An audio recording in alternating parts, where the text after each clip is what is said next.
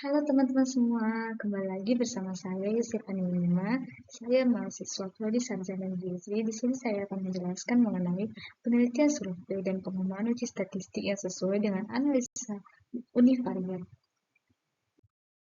Pertama, saya akan menjelaskan mengenai penelitian survei.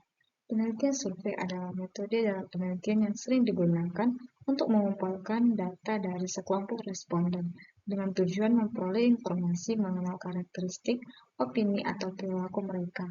Metode ini sering digunakan dalam ilmu sosial, bisnis, dan kesehatan untuk memahami pola atau tren dalam populasi tersebut. Selanjutnya saya akan menjelaskan deskriptif dalam penelitian univariat. Dalam statistik deskriptif, data univariat untuk menganalisis satu variabel dan digunakan untuk mengidentifikasi karakteristik suatu sifat dan digunakan untuk menganalisis hubungan apapun. Data univariat ini hanya bergantung pada satu faktor, misalnya usia setiap orang dalam komunitas. Dengan mengumpulkan satu informasi dari setiap orang dan membaginya dengan jumlah total orang, kita dapat menentukan usia rata-rata. Analisis univariat eh, merupakan analisis statistik deskriptif dari variabel penelitian. Dalam analisis deskriptif digunakan untuk menggambar dan meringkas data secara ilmiah dalam bentuk variabel atau grafik.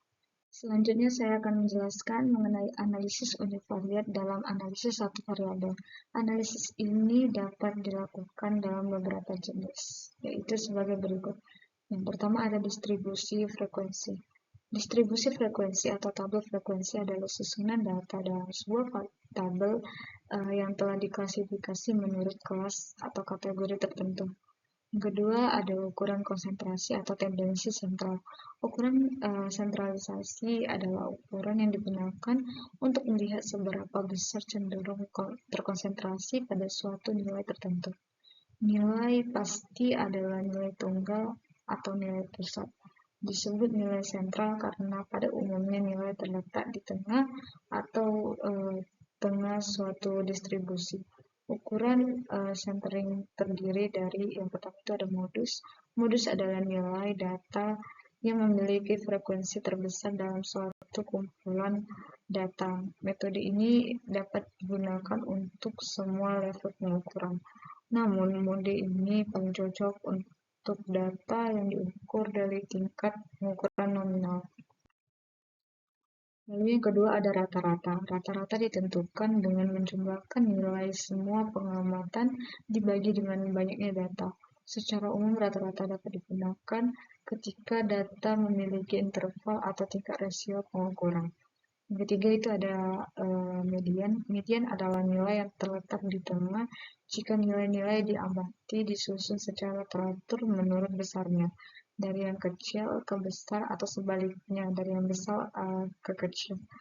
Yang C itu ada penyebaran atau dispersi. Dispersi ini adalah ukuran yang menyatakan seberapa jauh nilai pengamatan yang sebenarnya menyimpang atau berbeda dari pusat. Jenis ukuran tes retest terdiri dari yang pertama ada jangkauan. Jangkauan atau rentang adalah perbedaan antara nilai maksimum dan nilai minimum dalam kumpulan data. Jika nilai range diperoleh kecil berarti tingkat keragaman data rendah. Nah, jika range ini rentang atau range ini ukuran penyebarannya paling tidak akurat. Yang kedua ada varians nilai rentang jarang.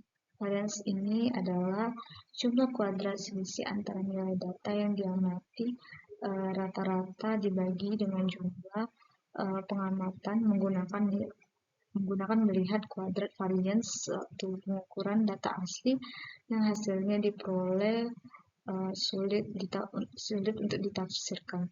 Yang ketiga ada standar deviasi.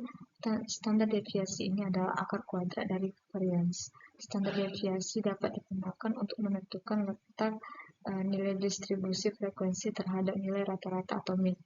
Yang keempat itu ada indeks varians kualitas Alat ukur ini digunakan untuk mengukur varians variabel yang memiliki tingkat ordinal pengukuran nominal atau ordinal. Lalu selanjutnya kita masuk pada uji statistik yang digunakan. Yang pertama itu ada uji T untuk dua sampel independen. Tes ini digunakan jika dua sampel digunakan tidak terhubung satu sama lain dan variabel yang digunakan dalam skala rasio. Misalnya penelitian tentang perbedaan usia antara kelompok sampel yang tinggal di desa atau kelompok sampel yang tinggal di kota. Yang kedua ada t-tes untuk dua sampel berpasangan. Uji t-tes untuk dua sampel yang berpasangan digunakan jika variabel uji ini adalah skala rasio. Tetapi kedua sampel yang diteliti adalah sampel yang terkait, misalnya peneliti ingin membandingkan jumlah produksi sebelum diberikan metode baru dan pandangan diberikan metode baru. Lalu yang ketiga itu ada uji McNemar. Uji ini digunakan untuk variabel skala nominal atau ordinal untuk mengetahui signifikan perubahan. Lalu selanjutnya kita masuk kepada contoh soal. Untuk contoh soal yang pertama, seorang peneliti ingin mengetahui distribusi usia pasien kanker kolon yang menjalani diet khusus. Jenis analisis univariat yang paling sesuai adalah ada A, uji t-tes, yang B, uji korelasi persen, yang C, uji distribusi frekuensi dan statistik deskriptif, yang D, ada regresi linear. Jawabannya C ya teman-teman, karena analisis univariat bertujuan untuk melihat distribusi suatu variabel, dalam hal ini usia. Lalu kita masuk kepada contoh soal yang kedua. Jika seorang peneliti ingin mengetahui nilai rata-rata kadar hemoglobin pasien kanker kolon, sebelum memulai diet khusus, uji statistik yang paling sesuai adalah ada A, uji ANOVA, B, rata-rata dan standar deviasi, C, uji chi-square, yang D, korelasi sperma. Jawabannya B ya teman-teman, karena analisis univariat bertujuan untuk menggambarkan karakteristik suatu variabel dalam hal ini kadar hemoglobin.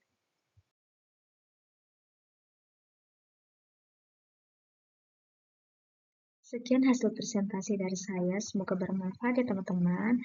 Saya ucapkan terima kasih, bye-bye.